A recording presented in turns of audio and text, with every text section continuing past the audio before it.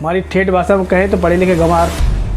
अगर हम सत्तारूढ़ पार्टी की बात करें तो वो मोदी के नाम पे सांसद बन के आए हैं, और विपक्षियों की बात करें तो वो चाटुकारिता करके सांसद बन के आए हैं। शरीर तो शरीर है, अगर ज़्यादा अग्रेशन में कुछ बोल दिया तो फिर से अटैक आ गया तो उनका तो राम नाम सत्य हो जाएगा। तो जो भी उपराष्ट्रपति बनेगा वो एक नंबर का दबंग इंसान होगा। ऐसा व्यक्ति आना चाहिए कि इन सब की नकेल डाल दे नाक में। जो आपने सपना देखा ना 50 साल तक बीजेपी, मुश्किल ही है। नमस्कार मित्रों, उम्मीद करता हूँ आप लोग कुशल मंगल से होंगे। अभी अभी खबर आई है कि हमारे देश के उपराष्ट्रपति और राज्यसभा के अध्यक्ष जगदीश धनखड़ ने इस्तीफ़ा दे दिया है। ये लगभग 9:30 के बीच की बात है जब उन्होंने अपना इस्तीफ़ा राष्ट्रपति महामहिम द्रौपदी मुर्मू को भेजा है। वजह बताई जा रही है कि उनका स्वास्थ्य ठीक नहीं है, मतलब वो पूर्ण रूप से स्वस्थ नहीं है, जिसकी वजह से वो आगे अपना कार्यकाल पूरा नहीं कर सकते हैं। अभी कुछ दिन पहले ही उनका हार्ट का ऑपरेशन हुआ है, जिसकी वजह से उन्हें स्वास्थ्य लाभ के लिए बोला गया था। हालांकि वो एक कर्तव्यपरायण हैं, वो कभी अपने काम करने से पीछे नहीं हटते, तो उन्होंने अपना कार्य को प्राथमिकता दी और वो पहले ही दिन मानसून सत्र स्टार्ट हुआ तो उसमें आए। जैसा कि सबको पता है कि पहले ही दिन लोकसभा और राज्यसभा में क्या गदर मचाया है विपक्षियों ने, सबको पता है। वो ऐसा गदर है कि उसको संभालना किसी एक बीमार व्यक्ति के बस की बात नहीं है, चाहे वो लोकसभा हो या राज्यसभा हो। खासकर राज्यसभा में तो एकदम पढ़े लिखे महामहिम आते हैं। अब इनके बारे में कुछ बोल देंगे तो फिर भाई लोग बुरा मान जाएंगे। हमारी ठेठ भाषा में कहें तो पढ़े लिखे गंवार। अब कितना सही है या गलत है आप लोग डिसाइड करो, क्योंकि हर बात पे इन्हें हंगामा मचाना होता है। जितने भी विपक्ष के एमपीज़ हैं राज्यसभा लोकसभा में, इनका काम है सिर्फ हंगामा मचाना, सरकार पर दोषारोपण करना। ठीक है, बात को न कहना न कहने देना है, सत्र को नहीं चलने देना है। जनता के पैसे से इन्हें कुछ लेना देना नहीं है, इन्हें सिर्फ अपना प्रोपेगेंडा चलाना है।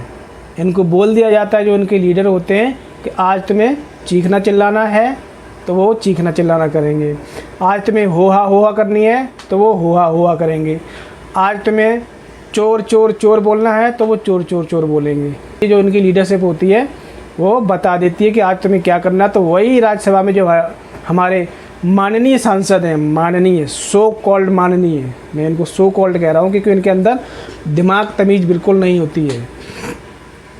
ये सब कोई भी अपनी काबिलियत से सांसद बन के नहीं आता है। अगर हम सत्तारूढ़ पार्टी की बात करें तो वो मोदी के नाम पे सांसद बन के आए हैं, और विपक्षियों की बात करें तो वो चाटुकारिता करके सांसद बन के आए हैं। जनता का दुर्भाग्य देखिए कि ऐसा कोई बिल पास नहीं हो पा रहा है जिससे देश का भला हो। अभी जो बिल पास हो रहे हैं या तो वो राज्यसभा में अटक रहे हैं, राज्यसभा में अटकने के बाद पास होने के बाद राष्ट्रपति के पास पहुंच भी जाता है, उस पर मोहर भी लग जाती है, बिल भी बन जाता है, लेकिन कुछ इनके सिस्टम में अलग से लोग बैठे हुए हैं जो सुप्रीम कोर्ट चले जाते हैं, वहाँ से उस पर स्टे ले लेते हैं और बिल बनाने से कोई फ़ायदा नहीं है।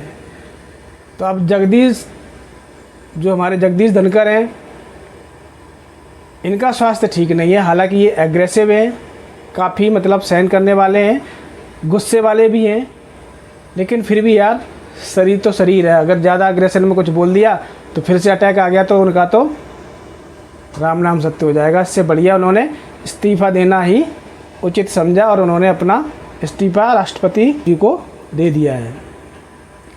अब देखने वाली बात यह है कि अब उपराष्ट्रपति किसको बनाया जाता है। कुछ तो खिचड़ी पक रही है बीजेपी में, खतरनाक खिचड़ी पक रही है, क्योंकि योगी जी को दिल्ली बुलाया गया, नीतीश कुमार के बारे में बोला जा रहा है कि भाई कुछ उनके साथ भी खेला होने वाला है। तो जो भी उपराष्ट्रपति बनेगा वो एक नंबर का दबंग इंसान होगा। उसको पता होगा कि निर्लज्जों के साथ कैसे निर्लज्जता से पेश आना है गंवारों के साथ कैसे गंवारी से पेश आना है और शरीफों के साथ कैसे शराफत से पेश आना है। ऐसा व्यक्ति अगर उपराष्ट्रपति बनता है तो ही देश की संसद चल पाएगी अच्छे से।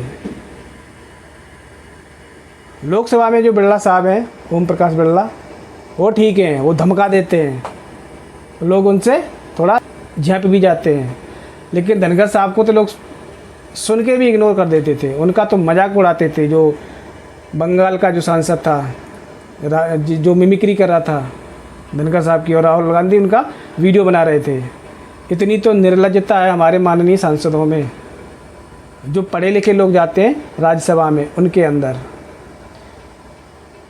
तो धनखड़ साहब को तो इस्तीफा देना ही था, क्योंकि वो जिस हिसाब से हंगामा चलता है, हुड़दंग मचता है, हड़कंप होता है, तो कोई भी अपना आपा खो सकता है, और वो आपा आपके स्वास्थ्य पर अटैक कर सकता था। तो उन्होंने इस्तीफा देकर अच्छा किया। अब कौन आता है उपराष्ट्रपति पद पर, वो देखने वाली बात है। ऐसा व्यक्ति आना चाहिए कि इन सब की नकेल डाल ले नाक में। हंगामा करें, एक वार्निंग, दो वार्निंग, तीसरी वार्निंग में सीधा राज्यसभा से बाहर। तभी आप कुछ कर पाओगे। अगर तुम अपनी इंसानियत पे चले, मोदी जी, अमित शाह जी, कुछ नहीं होने वाला, जिसका इम्पैक्ट आपका आने वाले इलेक्शन में पड़ेगा। अभी 240 रह गई हैं। अगर आपने जो पब्लिक चाहती है उस हिसाब से बिल पास नहीं किए, भूल जाओ। फिर जो आपने सपना देखा ना 50 साल तक बीजेपी, मुश्किल ही है। धनखड़ साहब का ऐसा है कि वो जब बंगाल के राज्यपाल थे तब भी वो ममता की नहीं सुनते थे, ममता पे नकेल कस के रखते थे, और राज्यसभा में भी रखते थे। लेकिन मजबूरी उनकी यही फंस गई कि वो उनसे वो कंट्रोल नहीं, उनका शरीर जवाब दे गया था। राष्ट्रपति से ज़्यादा उपराष्ट्रपति का काम होता है। राष्ट्रपति को बिल पर सिर्फ साइन करने होते हैं, लेकिन उपराष्ट्रपति को बिल को पास कराना होता है राज्यसभा में, जो सबसे डिफ़िकल्ट होता है। लोकसभा में तो आप करा लोगे जैसे तैसे करके, क्योंकि लोकसभा में पढ़े लिखे लोग कम होते हैं, ठीक है, बुद्धिजीवी कम होते हैं। लेकिन राज्यसभा में पढ़े लिखे होते हैं। लेकिन आजकल राज्यसभा में पढ़े लिखे गंवार आ गए हैं। ये भी वही काम करते हैं जो लोकसभा के सांसद कर रहे हैं। तो भैया, जो भी उपराष्ट्रपति बनेगा, ऐसा बनेगा जिसके बारे में लोगों ने सोचा भी नहीं होगा। फिर लोग यही कहेंगे, यार इससे बढ़िया तो धनखड़ साहब ही थे। चलिए, भगवान धनखड़ जी का स्वास्थ्य सही रखे, उनको दीर्घायु दे, और वो ऐसे ही आगे चल के मानसिक रूप से नहीं, बौद्धिक रूप से लोगों की या देश की सेवा करते रहे। जय हिंद, जय भारत, वंदे मातरम।